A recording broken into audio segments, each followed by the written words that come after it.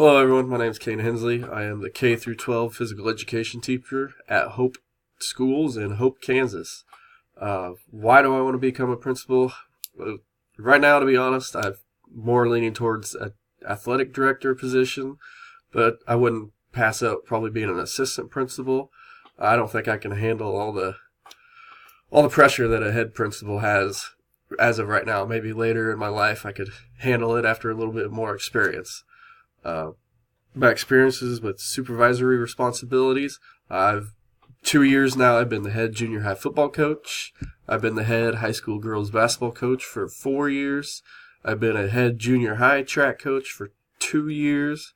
And when our principal is gone, I kind of take over the school with one of our other teachers. When the principal has to go to a meeting or something, me and the other teacher kind of take over his responsibilities of handling discipline and stuff like that.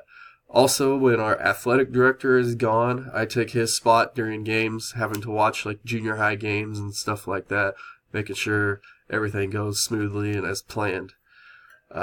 That's about it that I can think of for now for supervisory responsibilities. Experiences with evaluations. Our principal does a lot of informal and formal evaluations. He comes into our classroom probably at least once, maybe twice a week, and does informal evaluations. And if he ever sees anything that he thinks needs changed, he will talk to us about that. Formal evaluations, I have done the KEEP through the Kansas Department of Education, and that was a treat. The first couple of years I had to do it. The third year they made it a little bit easier, but finally I've kind of been on a 2-year break. I haven't had to have a real formal evaluation the last 2 years. Like I said, KEEP wasn't real fun.